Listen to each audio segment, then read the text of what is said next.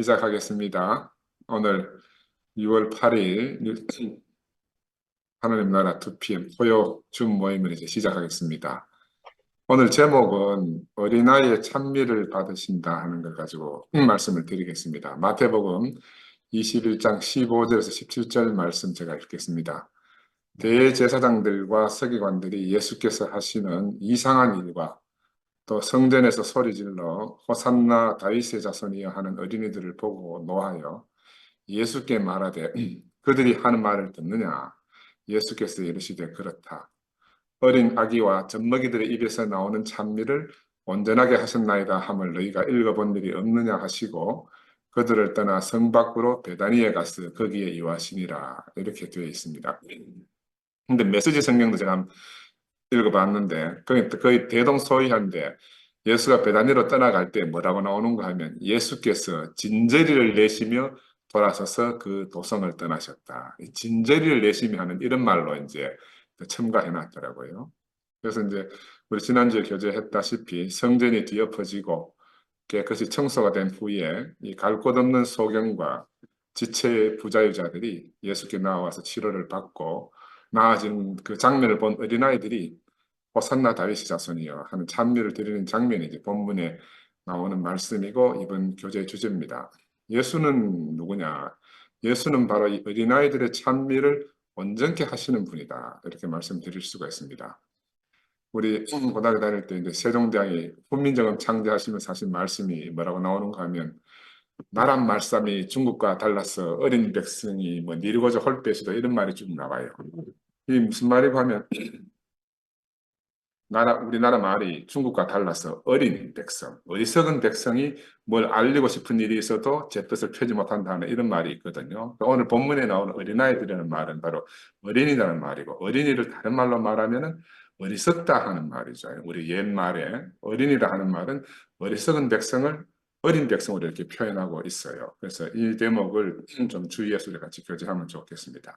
근데 이 어린아이라고 말하는 이 어리석은 사람들에 반해서 어른들, 소위 백성의 지도자들은 예수를 찬양하지 않는 장면이 오늘 본문에 나오잖아요. 왜냐하면 이들은 예수에 관심 있는 게 아니고 정결한 재물에만 관심 있는 사람들이다. 그래서 그리스도에게는 전혀 관심이 없는 사람들이라고 볼 수가 있습니다. 그래서 로마 정치가는 자기 정권 유지에 관심을 두고 있고 성전의 제사장들은 어떻게 하면 깨끗한 재물을 골라낼까 하는 재물에 관심을 두고 매사에 최선을 다해서 열중하는 그런 모습이죠. 그들은 각자가 모두 어떤 일에 몰두해 있지만 정작 예수 그리스도 자신에게는 관심이 없는 사람들이라고 볼 수가 있습니다. 이들은 흠없고 정결한 것을 드리기 위해서 눈 멀고 저는 것들을 열심히 골라내고 있었습니다. 사실은 이 사람들이 바로 하나님께 대하여 눈 멀고 저는 자들임에도 불구하고 자신들이 눈 멀고 저는 자인 줄 전혀 모르고 있는 거죠. 구약에 보면 아브라함이 하나님 자신에게만 관심을 두도록 아브라함에게 많은 과정을 겪게 하시는 걸 우리가 보잖아요. 이번 주에도 이제 우리 차 목사님 말씀하시다시피 마지막에는 사랑하는 아들 이삭과 하나님 중 무엇을 태결하게 하시는 거예요. 사람들은 이제 이 장면을 잘 모르고 하나님을 질투하시는 하나님을 오해하는 경우도 있는데 하나님 자신의 목적과 하나님 계획에 따른 하나님의 경륜을 이루기 위해서는 이런 것들이 어쩔 수 없는 과정을 우리가 겪어야 되는 거예요. 우리가 정말 하나님만 필요한 사람인지 아니면 하나님 이외에 하나님 주신 어떤 것, 하나님 주신 말씀, 하나님 주신 언약 이런 것들이 더 중요한 사람이 되었는지를 이제 우리가 구별해야 된다. 그래서 하나님 자신이 하나님이 주신 어떤 것보다도 더 중요하다는 걸 우리가 아브라함을 통해서 이제 알아가지 않습니까? 그래서 신약에서는 예수 그리스도의 아버지 하나님, 구약에서는 아브라함의 아버지 하나님이 우리 인생의 초점이 되어야 되는 거죠. 결국은 이 초점을 잃어버리면 우리가 주변에 매여서 이제 왔다 갔다 하게 됩니다. 우리 인생의 중심이 하나님 자신으로 정해지지 않으면 술 취한 사람처럼 갈팡질팡하게 되고 오르락내리락 하게 되거든요. 그래서 진짜 중요한 것이 무엇인지 우리가 모르게 되고 마치 자기 눈에 들보는 보지 못하고 남의 눈에 티만 보는 그런 형국이 지금 오늘 본문에 나오는 이런 제사장들의 형편이라고 말씀드릴 수가 있어요. 우리는 다 소경이고 또 절름발이고 올바로 보지도 못하고 또 한편으로 올바로 걷지도 못하는 그런 사람들 아니었습니까? 이제 그런 의미에서 이제 야곱은 저는 자들로 우리의 조상이 된 사람이다. 우리는 야곱 안에서 절름발이로 발견된 사람들입니다. 아멘. 그러니까 우리가 바로 우리 그런 자신을, 우리가 소경이고 절름발이구나 하는 자신을 우리가 깨닫게 되었잖아요. 그리고 우리가 갈급한 심령으로 우리는 어떤 고백을 하는가 하면 우리의 눈이 보기를 원합니다. 주여, 우리가 바로 걷기를 원합니다. 우리에게 긍휼을 베풀어 주십시오 하고 아멘. 오늘 본문에 나오는 사람들처럼 예수 앞에 하나님 앞에 우리가 엎드려 기도하는 우리가 되지 않았습니까? 그죠? 그 하나님의 절대적 필요 안에 우리 인생이 정해져 있음을 우리가 알고 예수로 인해서 치료받고 나음을 받아서 이제 하나님을 기쁘시게 하고 하나님께 영광을 돌리는 그런 사람이 된 겁니다. 우리가 얼마나 감사한 일인지 모르겠어요. 참된 제사는 하나님을 기쁘시게 하는 것이고 참된 제사는 하나님을 하나님께 찬양을 드리는 거잖아요. 그 야곱은 걸을 때마다 절름거립니다. 근데 절름거리는 그 걸음 한 걸음 한 걸음이 다 하나님을 기쁘시게 하는 그런 참 제물이 된 우리의 조상이에요. 그 열국의 아비 아브라함의 후손이 된 사람이고 마지막에는 아버지 아브라함이나 이삭보다 더 영광스러운 사람이 됐어요. 근데 오늘 본문에 나오는 제사장들은 자기들을 기쁘게 하기 위해서 지금 제물을 고르는 데만 열중하고 있는 그런 모습을 우리가 보고 있습니다. 근데 이 모습을 보는데 왜 자꾸 이제 AM들이 생각나는지 모르겠어요. 그들이 바로 이 제사장들과 겹쳐 보이는 거라. 자신들이 보기에 흠없고 정결하지 못한 것을 혼신을 다해서 찾아내는 모습이 눈앞에 막 떠오르는 거라. 이상하게 본문을 이거 보는데 그런 장면이 오버랩이 되는 거예요. 그들이 하는 말이 뭐냐 하면은 과정은 더 이상 쓸데가 없다.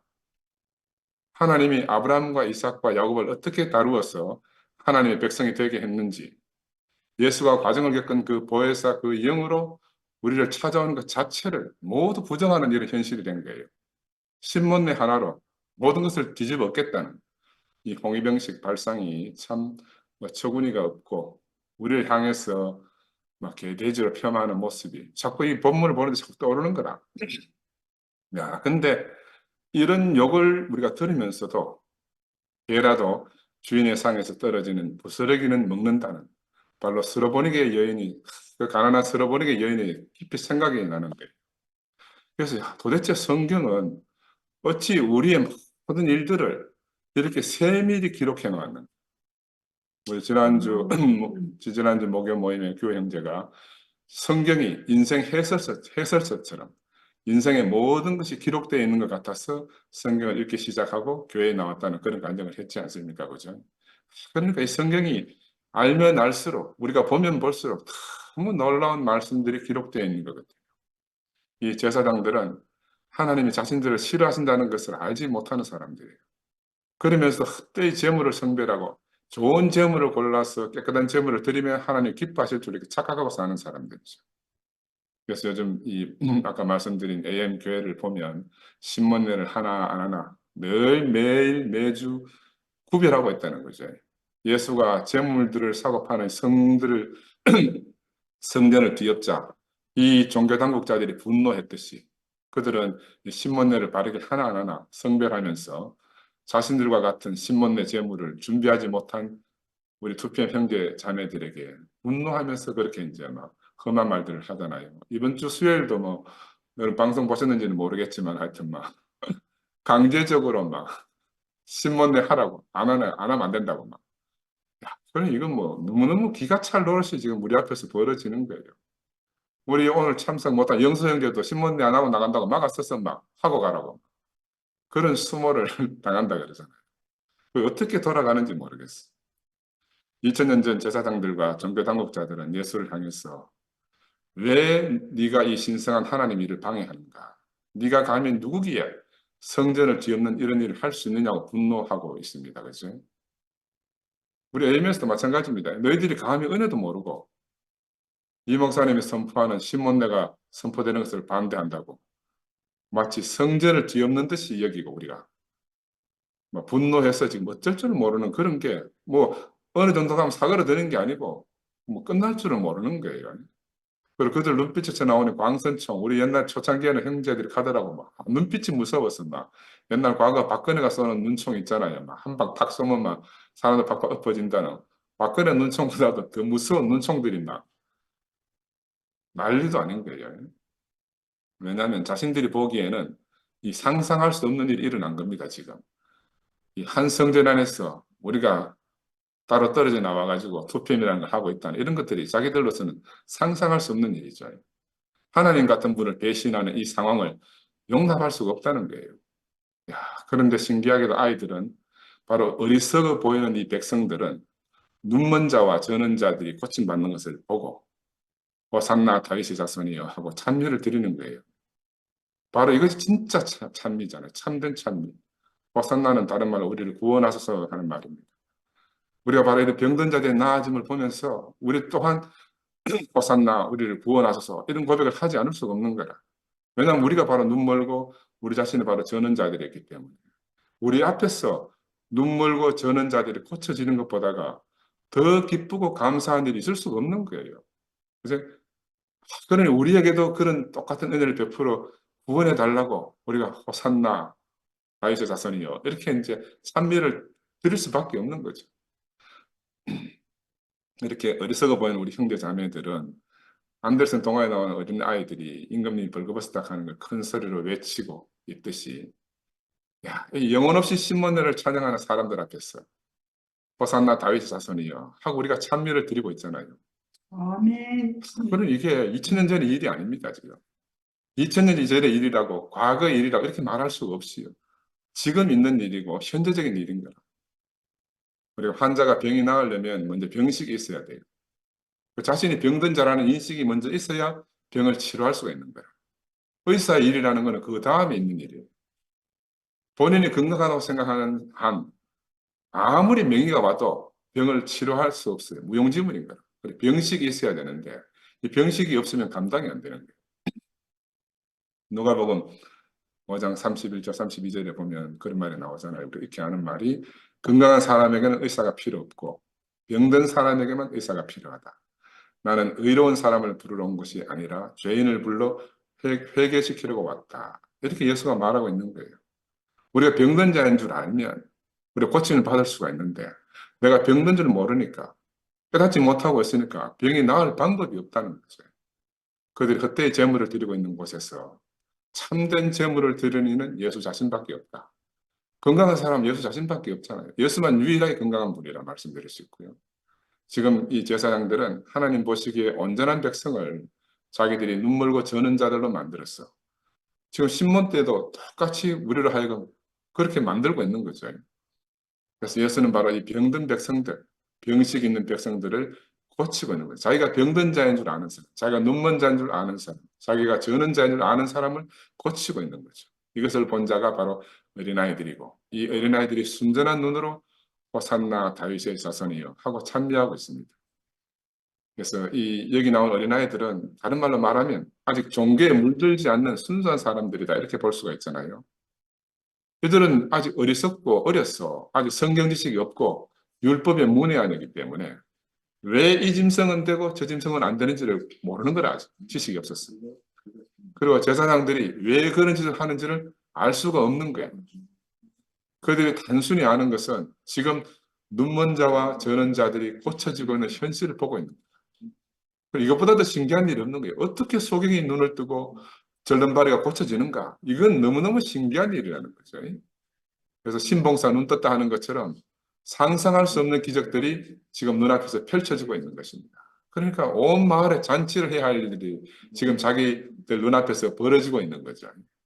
이것만이 진실이고 이것만이 사실이라는 겁니다. 그들에게는 아직 많은 종교적 지식이 들어오지 않았다는 거죠. 그래서 예수께 찬미를 드리게 된 거잖아요. 순수하게 찬미를 드리는 거죠. 우리가 바로 우리 수표 형제자매들이 바로 그런 어린아이고 종교적 지식에 물들지 않는 사람들이다 이렇게 말씀드릴 수가 있습니다. 아멘. 그런데 유대 종교는 전통과 지식을 중요히 여기잖아요. 그들의 지식에 따르면 어린아이들은 아무것도 모르기 때문에 하나님을 찬양할 수가 없다는 거죠. AM이 우리를 보고 하는 소리하고 똑같은 소리예요. 그러니 무조건 신문을 따라 해봐라. 생명의 내율이 아닌 밖에서 오는 외율을 따르라는 거죠. 억지로라도 해보라는 겁니다. 이번 주 수요 모임 아까도 말씀드렸지만 봤으면 정말 가관이었을 거예요. 남미 호랑개교, 아미아부타불 관세음보살, 오주 예수야 하는 것과 하나도 다르지 않는 장면이 지금 우리 안에서 펼쳐지고 있는 겁니다. 그럼 자세히 생각해 보니까 그들은 왜 이렇게 하는가? 다 급하기 때문에 인간적인 손을 대지 않을 수 없게 된 것 같아요. 결국은 이스마엘을 놓을 수밖에 없는 무리수를 두고 있는 겁니다. 그런데 아무리 급해도 하나님이 하지 않으면 이룰 수 있는 것이 아무것도 없다는 소리를 알아야 되잖아요. 하나님이 시작하지 않으면 시작이 없고 하나님이 이루시지 않으면 이루어질 것이 아무것도 없는 것이 인생이다. 아멘. 이 목사님 말씀 들어보면 어차피 해석이라고 말해요. 해석이라고 말하면서도 그 해석에 절대치를 부여해가지고 지금 난리잖아요. 해석의 절대적인 것이 어디에 있습니까? 그죠? 해석은 각자 나름입니다. 하나님 자신 외에 절대적이라고 할 수 있는 것이 어디에 있습니까? 아무것도 없거든요. 말을 들어보면 그래서 갈수록 앞뒤가 안 맞는 모순투성이 말씀들을 해요. 근데 우리는 이것을 아브라함을 통해서 미리 보고 알고 있습니다. 하나님이 만 백성의 아버지로 세우시겠다고 밤하늘의 별처럼 바다의 모래알처럼 많은 후손을 주겠다고 약속하셨잖아요. 근데 아브라함이 내 시간은 계속 흘러가고 아들 낳을 기약이 없으니까 급해가지고 아내 사라와 상의해서 종 하가를 통해서 이스마엘을 낳고는 하나님의 약속을 성취했다. 이렇게 말하는 거예요. 이게 우리가 너무너무 익히 잘 알고 있는 그 일이지 않습니까? 근데 지금 그 일이 이스마엘을 낳는 그 일이 지금 우리 앞에서 화려하게 펼쳐지고 있는 겁니다. 성경에는 이 일 후에 다른 말로 말하면 이스마엘을 낳은 후에 하나님과 아브라함의 교통이 13년 동안 단절되었다. 이렇게 되어 있어요. 그러나 아브라함은 하나님과 상관없이 아브라함대로 아들 이스마엘을 얻고 기뻐하면서 세월 가는 줄 모르고 13년을 그렇게 살았다는 거예요. 하나님의 약속이 다 이루어졌다고 그렇게 믿고 알고 산 거라. 하나님의 약속과 아브라함의 노력으로 인해서 아들을 얻었으니까 얼마나 기쁘고 즐겁겠습니까? 그래, 13년 동안 하나님과 상관없이 자기 즐거움 속에 산 이 아브라함이 이 일이 왜 성경에 기록되어 있겠는가? 우리가 깊이 이제 묵상해야 된다는 거죠. 그럼 14년 동안 하나님이 아브라함과 교통이 없으면서 하나님 쉬셨는가? 그렇지 않다고 기록되어 있어요. 하나님은 이스마엘이 장성하도록 기다리신 후에 어느 날 하나님의 사자들이 아브라함에게 찾아와서 내년 이맘때 네게 아들이 있겠다고 했잖아요. 아브라함이 이 말을 듣고 슬며시 웃었대요. 사라도 장막 뒤에서 피식 웃었답니다. 근데 하나님이 네가 왜 웃느냐 하면서도 그들을 책망한 모습은 보이지가 않아요. 왜냐하면 그들이 웃을 만하니까. 왜? 사라 경수가 끊어진 지 언제고 아브라함이 100세가 다 됐는데 그들이 아들을 얻는다 하는 거는 누가 들어도 웃을 일인 거라. 누가 들어도 웃을 일이야. 그들 안에서는 아무리 살펴도 가망성이 없는 것이 당연하기 때문에 웃든 말든지 하나님이 그냥 두셨다는 거죠.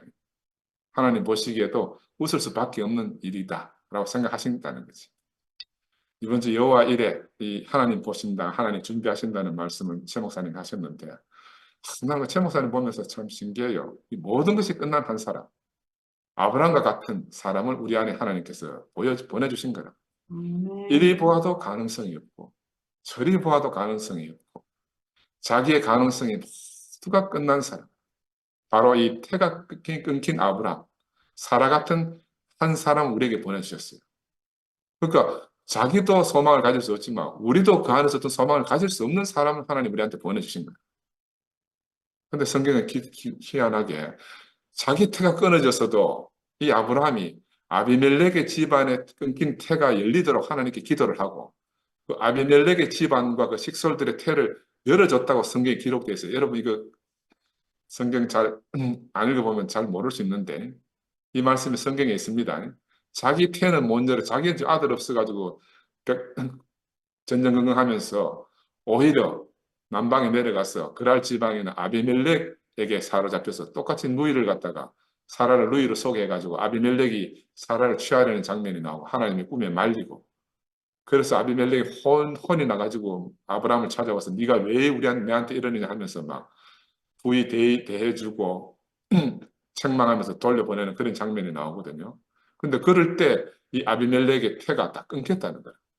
사라를 취하려는 이 일 때문에.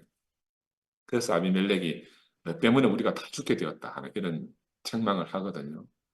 근데 이제 아브라함이 그 아비멜렉이 자기를 후대하고 사라도 돌려주고 하기 때문에 그 이제 하나님께 기도를 해가지고 아비멜렉 집안의 태를 열어준 거예요. 자기 앞가림은 못하는데 남의 집 앞가림을 하는 그런 사람이 아브라함이에요. 자기를 위해서는 아무것도 할 수 없지만 남을 위해서는 하나님께 기도해서 그 집안의 후손을 이어준 사람이 아브라함인데 나는 우리 최 목사님 봐도 그런 생각이 들어요. 자신에게는 자기를 위해서는 모든 가능성이 끝났는데 아멘. 우리를 위해서는 하나님께 기대해주는 사람, 우리를 위해서는 끊긴 태를 열어주는 그런 일을 능히 할 수 있는 분이다. 바로 이 아브라함 같은 사람을 우리가 현재적으로 같이 호흡하며 살고 있어요.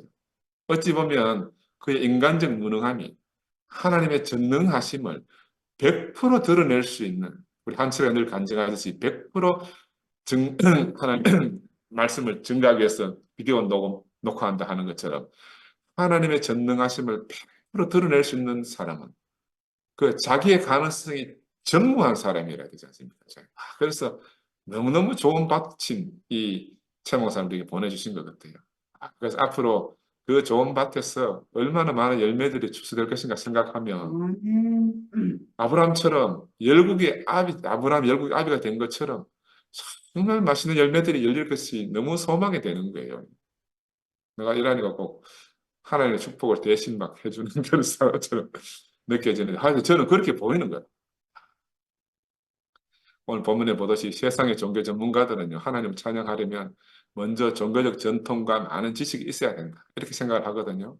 이건 전문가들의 일반적인 상식이에요. 지금 AM도 바로 그런 지경에 이르는 거라. 전문적인 그 식견이 있어야 된다는 거죠. 그래서 제가 하도 궁금해서 이번 주에 또 마지막 선물하는 제목으로 말씀을 하시길래 또 뭐 마지막 복음 가다가 또 마지막 선물을 하길래 뭐 또 다른 말씀 하나 싶어서 한번 들어봤어요. 들어봤는데 뭐 처음부터 자신이 그렇게 이야기해요. 자기 어떤 추문, 자기에게 있는 막 정말 여러분이 알면 놀랄 그 추문을 없앨 수 있는 유일한 대책으로 자신이 살기 위해서 6천 년 만에 처음으로 이 복음을 발견했다. 자기는 이 복음이 아니면 살 수 있는 방법이 없다는 거예요. 그 전에 십자가 복음으로는 자기 이 추문을 덮을 수 없기 때문에. 그래서 자기가 살기 위해서 어쩔 수 없이 이 신문의 복음을 발견했다는 거죠. 야, 그래 스스로 고백하는 걸 들으면서 나는 뭐 그전부터 늘 그런 생각을 했지만 내 생각이 틀리지 않았구나 하는 생각도 들고요. 내가 그래서 옛날부터 그런 생각을 해봤어요. 내 자신을 갖다가 우리 이 목사님 입장에 두고 한번 생각을 해봤어요. 구미병원에서 죽었다 탁 깨어났단 말입니다. 눈 떠봤는데 내가 사지가 묶여있고 분명히 기억이 없는데 죽었다 살아난 거잖아요. 죽었다 깨어나서 처음 드는 생각이 무엇이겠습니까? 이야, 이대로 그냥 죽었다면 어떻게 됐겠나? 그 어떻게 됐겠다는 말 속에는 나중에 형제 자매들이 내가 숨겨놓은 이 비리를 다 내가 죽고 나서 알게 되면 이야, 내가 평생 예수만 말하고 십자가만 말하고 살아온 내 인생이 어떻게 됐겠나 이런 생각이 안 들었겠어요? 나는 너무너무 그게 이엘레 목사님을 엄습해온 생각이라고 해서 들어요. 인지상정이거든요. 나도 만약에 내가 죽었다 깨어났다 생각하면 제일 먼저 드는 생각이 그런 생각일 것 같아요. 그런 생각이 들면 얼마나 두렵고 떨리겠습니까? 지난주에 말씀드린 대로 약복강 가에서 형예서가 400명이나 되는 군사를 이끌고 자기를 만나러 온다는 그 소리를 듣고는 얼마나 두렵고 떨렸습니까? 야곱이 밤새도록. 바로 그런 야곱의 마음이 아니었겠나 싶어요. 근데 성경에 보면 다윗은 그런 비리를 저질렀더라도 선지자를 통해서 하나님께 굴복하고 매를 맞더라도 하나님께 매 맞겠다 하고 엎드리는 사람이 됐어요. 그런데 이분은 자신의 과거를 모두 지울 수 있는 유일한 대책을 스스로 고민한 겁니다. 그리고 본인이 살 수 있는 유일한 대책으로 이 신문내라는 새로운 복음을 스스로 발견하게 되었다고 고백하는 거라. 이건 제가 말씀드리니까 자기가 그렇게 고백을 해요. 하나님이 보여주셨다고 하면서 자기가 발견했대요. 그래서 제가 생각해 보니까 야, 지난 과거를 지우고 없앨 수만 있다면 지난 세월 받았던 영광도 함께 지워지는 것을 감수하고라도 새롭게 다시 시작하는 방법 말고는 다른 방법이 없다는 생각이 안 드셨겠나 하는 게 제가 생각해 보니까 그런 생각이 들더라고요. 그래서 제일 먼저 일성으로 만약에 자기의 어떤 주문이 만약에 먼저 알려지면은 제자들이 다 도망갔지 않겠습니까? 자기를 다른 사람 다 도망가지 않겠어요. 그러니까 일성으로 구미에서 나와서 일성으로 한 소리가 자기가 직접 한 게 아니고 형제들 불러가지고 선포한 게 제자들이 다 도망갔다는 말을 한 거예요. 나는 우리는 그때 그 소리를 듣고 이게 무슨 뜬금없는 소린가 싶었어요. 근데 지금 생각해 보면 아, 이 말을 밑밥으로 깔아놓은 거라. 제자들이 다 도망갔다. 왜? 놀라서 다 도망갔다는 거라. 십자가에서 내려오지 못한 예수를 보고 도망가듯이 자기였다면 알게 되면 이 사람들이 다 도망가지 않겠나.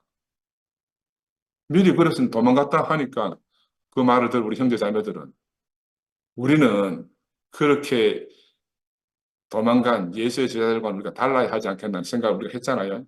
우리는 도망가지 않을 겁니다. 그래야 형제 자매들 도망가지 않고 옆에 꼭 붙어 있지 않겠어요. 나는 이게 그냥 이렇게 내 생각을 그래 드는 거라. 사람이니까. 아, 이렇게 했었겠구나.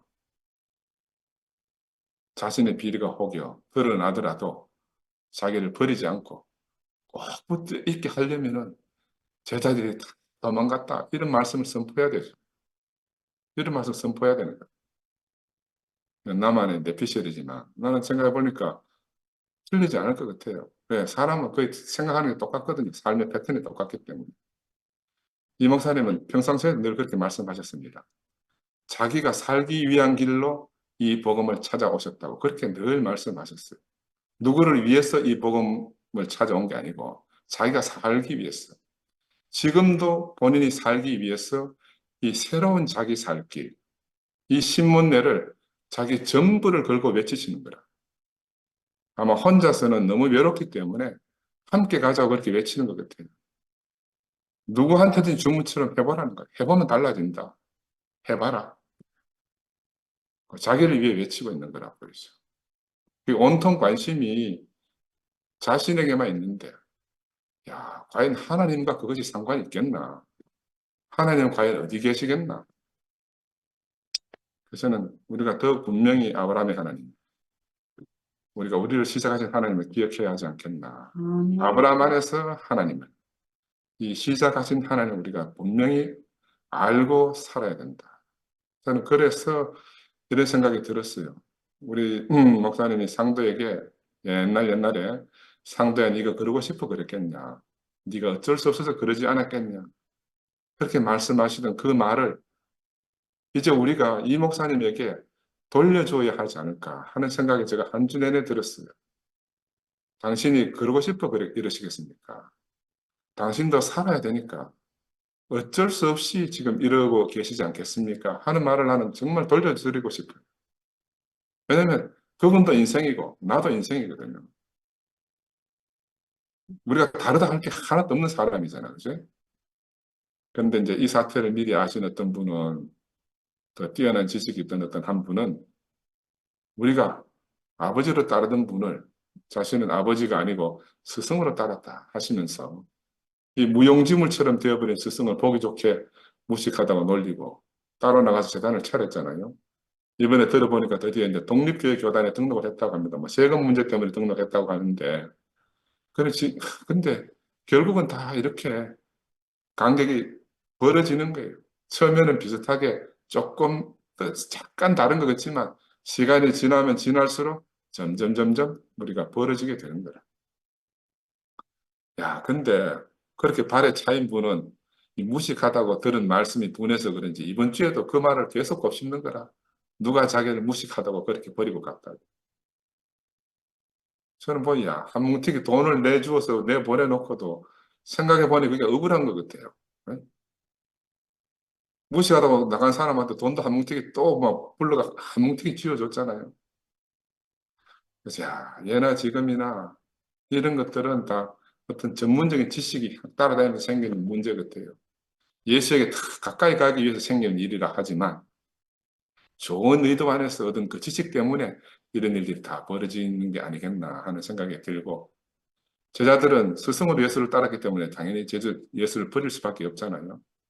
자기의 필요가 끝났기 때문에 버리고 가는 게 당연지사잖아요. 인지상정이고. 지금도 마찬가지입니다. 지금 우리 안에서 일어나는 일들을 보면 지금도 마찬가지예요. 근데 왜 우리는 여기 있는가? 우리는 지금 떠날 수가 없어요. 우리는 여기 아멘. 이 자리에서 호산나 다윗의 자손이 우리를 불쌍히 여기 있었어. 우리는 지금 떠날 수 없어가지고 그냥 지하 강당에서 이렇게 살고 있는 겁니다. 우리는 처음 우리에게 생명의 공급의 통로가 되신 이분을 갖다가 우리 잊을 수가 없어요. 우리의 시작이기 때문에. 그래서 이분은 영혼 안에서는 생명의 통로로 우리에게 오셨어요. 또 현실 안에서는 실제로 우리 생명의 아버지셨거든요.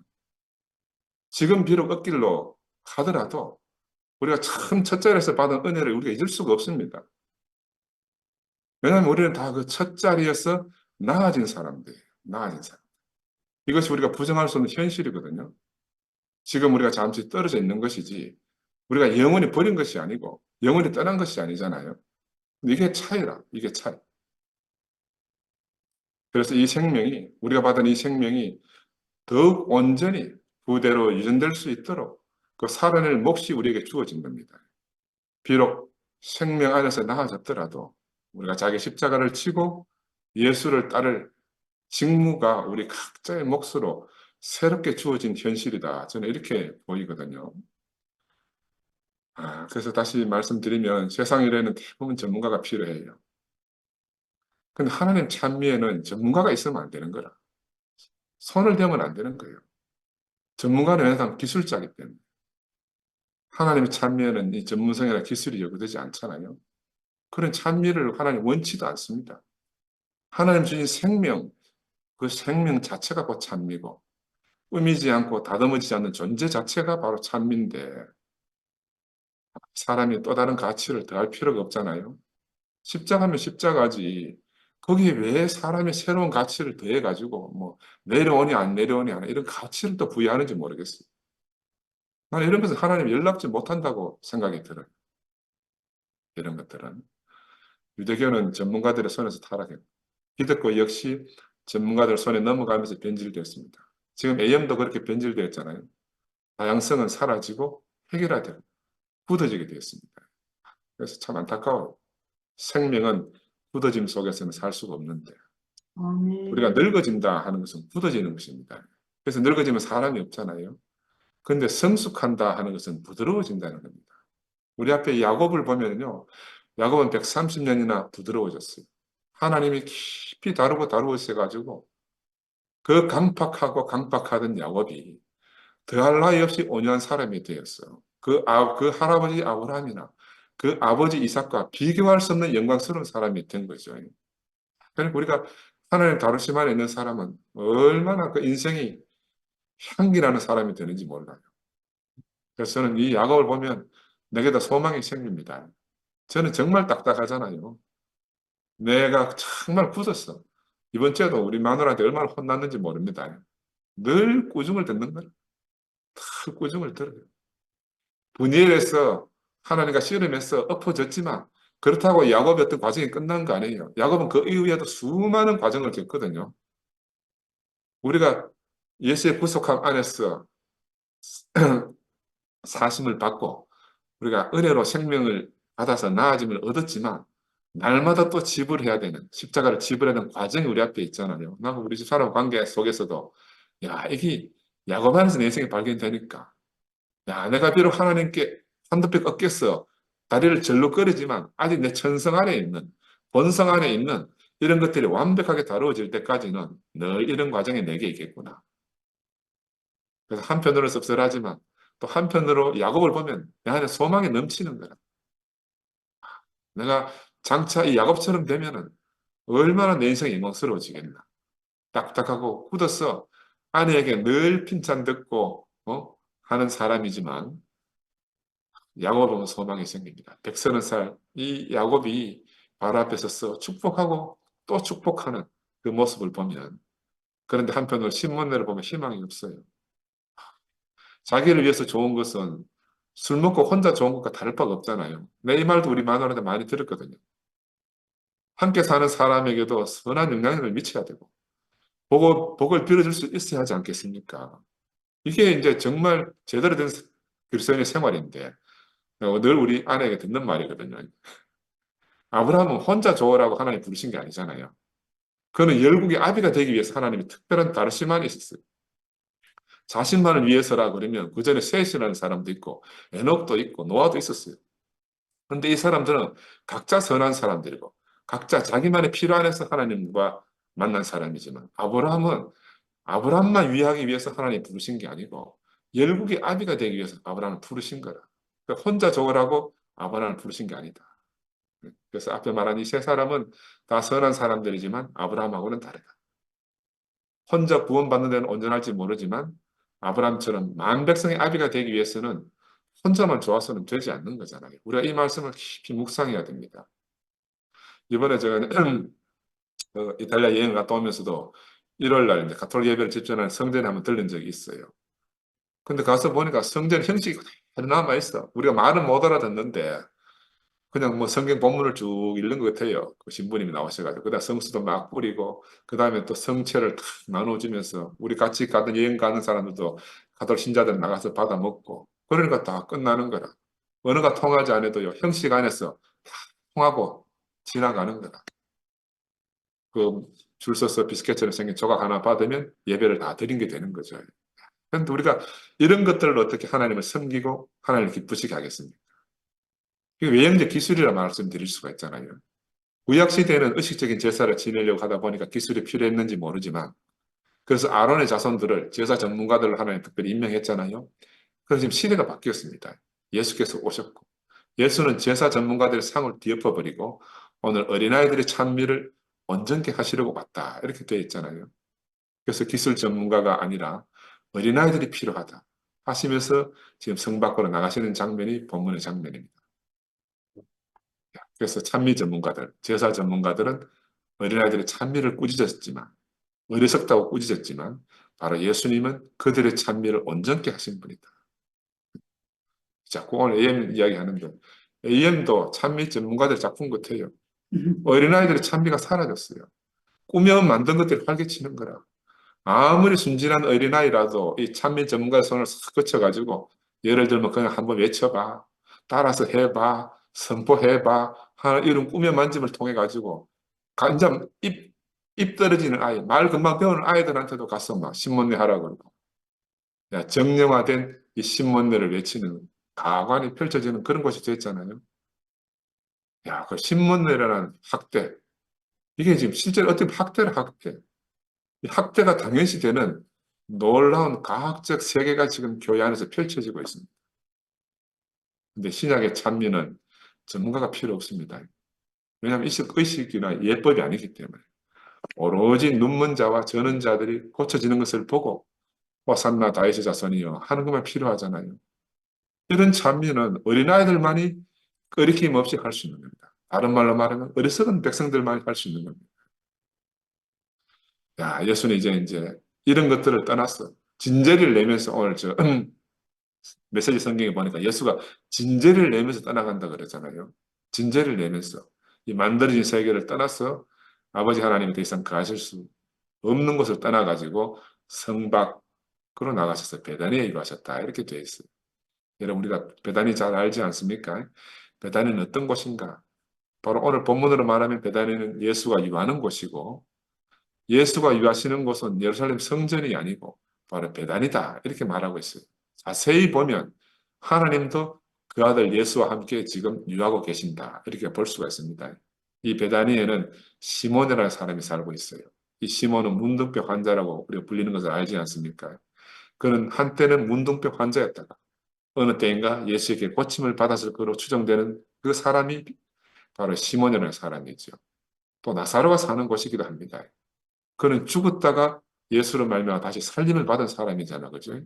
예수는 바로 이런 사람들과 함께 하는 사람이잖아요. 어이없는 제사장들과 장사치들이 없는 곳, 이 베다니에서 유하고 계신다. 문둥병자가 나음을 받은 것, 죽은 나사로가 다시 살림을 받는 것. 그러니 목자들의 왕으로 오신 사람 예수는 이 예루살렘을 떠났습니다. 성전의 주인이신 그리스도 또한 성전을 떠났습니다. 이게 너무 오버랩이 되는 거라. 영광의 왕 예수는 이 거룩한 성이라고 칭하는 예루살렘을 떠났고 참 실제이신 그리스도는 만들어진 성전을 떠난 겁니다. 왜냐하면 이곳은 참왕이신 그리스도가 머물 곳이 못 돼요. 이곳은 장사하는 장사치들과 헛되이 경배하는 그 전문가들의 거처가 되고 말았지 않습니까? 그죠? 그래서 하나님의 계시를 받은 인간이라 하더라도 우리 인간의 육체의 본성상 우리는 제도를 만들어 가지고 전통적으로 그것을 보존하려고 하는 것이 인간의 본성입니다, 본성. 근데 그걸 우리가 지금 현실로 목도하고 있는 거예요. 제도는 낡아지고 전통은 변하기 때문에 계시는 그 안에서 더 이상 남아 숨을 쉴 수가 없어요. 생명이 숨 쉴 수가 없는 게 되어버린다 말이에요. 이 목사님이 건강하실 때는 자신이 박물관에 보관되기를 원치 않는다 이렇게 말씀하셨는데 이제는 어쩔 수 없이 뭐 신문에 박물관에 보관되게 되셨어요. 유일한 교리 안에서 하나님도 간섭할 수 없는 곳에 그렇게 박제화되어 가고 있는 겁니다.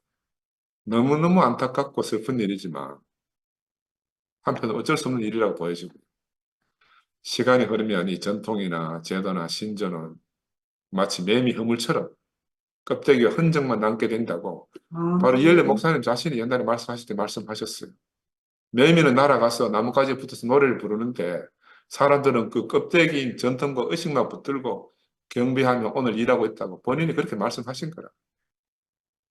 저도 옛날 한때 매미 껍질이 알레르기 좋다 해가지고 약정 골목 가가지고 막 사다가 끓여 먹은 적도 있는데 별로 효과는 없더라고요. 예수님은 바로 그 껍데기를 지금 방문했다가 허물만 남은 매미 껍데기 안에서 그들이 그럴듯하게 경배하고 있는 걸 보고는 그냥 박차고 나온 겁니다. 그러니까 하나님이 이미 매미처럼 다른 곳으로 옮긴 지 오래되셨다 그 말이에요. 하나님은 매미처럼 먼저 떠나셨기 때문에 예수님도 그곳을 떠나서 성 밖으로 나가셨다. 이 성 밖이라는 게 참 표현이 묘하잖아요. 성 밖이라는 것은 아직 제도화되지 않은 곳이다. 고정관념이 없는 곳이다. 바로 어린아이와 같은 곳이다. 예수는 바로 그곳 베다니에서 유하셨다. 예수의 행적은 기이합니다. 갈릴리 변방으로부터 예루살렘 수도로 들어오셨고 성전 안으로 급히 들어가셨어. 그러나 거기서 있을 곳이 없어가지고 또다시 성 밖으로 나가셨다. 근데 예수가 그렇게 행차하실 동안에 하나님은 어디로 행차하셨을까? 예루살렘에도 성전에도 계시지 않았던 건 분명한 거고요. 예수가 다녀간 것처럼 하나님도 예수 안에서 그렇게 움직이지 않았겠냐. 예수 안에 계셨기 때문에. 예수가 영접을 받지 못하는 그런 곳에서는 하나님 영접을 받지 못하실 거고 예수가 유할 수 없는 곳에서는 하나님도 유할 수 없기 때문이죠. 그래서 아버지와 아들은 한 몸이 돼서 예루살렘 성을 떠나서 성 밖으로 가시고 성전을 떠나서 오늘 문둥이 시몬의 집으로 가신 겁니다. 이것이 아들과 아버지의 행적이다. 이렇게 볼 수가 있습니다. 사람들은 예루살렘으로, 콘스탄티노플로, 로마로 그렇게 행적을 정해서 가고 있어요. 근데 하나님은 그곳에 계시지 않는 거다. 그때 이미 하나님은 이 아들 안으로 이사를 오신 거죠. 구약의 경륜안에서는 성전 안에 계시기를 약속했는데 신약의 경륜안에서 보니까 아들 안에 계시기로 새로운 약속을 하신 거라. 그래서 하나님 신약 경륜 속에서는 손으로 지은 성전이 없어요. 하나님은 당신 자신의 생명을 사람 속에 불어넣으시고 그 안에서 자라서 장성하게 하시고 그 생명이 확장되어져 가지고 당신의 몸이 되게 하시고 오늘 당신의 거처가 되게 하려는 거잖아요. 그렇지? 바로 이 예수가 그런 사람의 대표자다. 이렇게 말씀드릴 수가 있습니다. 예수님 자신이 성전이고 예수님이 가시는 곳이 곧 하나님이 유하시는 곳이고 곧 새 예루살렘이다. 그래서 이제 예수 이외의 다른 성전을 우리가 찾는 것은 정말 무의미하다.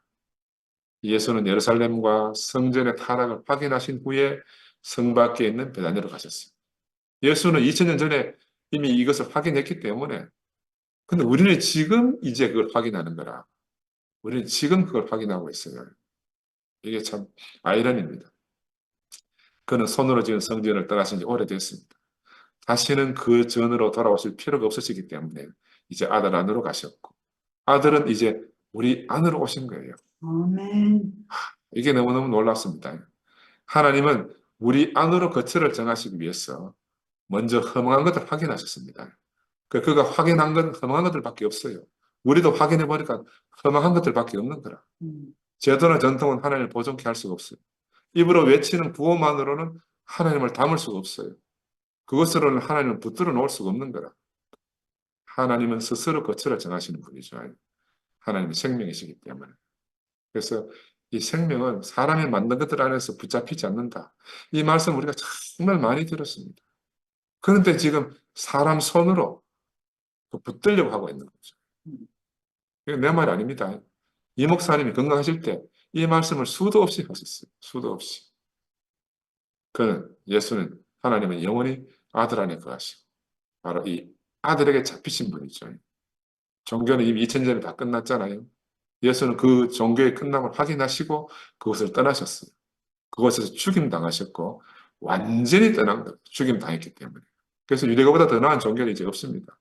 그 최고의 종교가 예수를 죽였어요. 그런데 우리가 무엇을 더 찾을 수 있다고 새로운 신조를 만드는지 모르겠어요. 사람이 만들고 외치는 곳에서는 거하실 수 없는 분이 바로 예수님입니다. 아멘. 예수는 하나님이 자기 안에 거하시듯이 우리 안에 거하심으로 우리의 생명이 되어 자라고 확장되면서 그의 몸이 될 것을 우리에게 기대하고 우리를 찾아오신 거라. 그래서 우리가 예수 그리스도 안에 있다 하는 이 말은 너무너무 유명한 말이잖아요. 우리가 예수 그리스도 안에 있다 이 말은. 예수 안에서 우리의 모든 것이 끝났다는 말입니다. 우리가 예수 안에 있다는 것은. 또 예수가 우리 안에 있다. 이 말은 이제 우리 안에서 미래를 향해서 우리 안에서 우리를 통해서 이 예수의 생명이 성장하고 자라난다는 거죠. 이 약속입니다. 그러니까 예수 안에 있다, 예수가 내 안에 있다. 이거는 조금 개념이 상이한 거라. 그래서 우리가 예수 안에서 발견되는 것은 우리의 모든 것이 과거를 포함해서 모두가 다 끝났다는 것이고 예수가 우리 안에 있다는 것은 우리가 하나 되어서 그리스도의 장성하신 분량까지 앞으로 자란다는 그런 약속입니다. 몸이 된다는 약속이죠. 하나는 현재 완료이고 또 다른 하나는 미래 완료이다. 앞에는 현재 완료, 뒤에는 미래 완료. 그래서 우리의 소경됨은 우리 저는 것을 고쳐서 하나님께로 온전히 달려가게 하시고 참 볼 것을 보게 하시고 어린아이들의 찬미처럼 우리가 당신을 찬양할 수 있게 하심을 감사하지 않을 수 없습니다. 할렐루야. 아멘. 감사합니다. 아멘.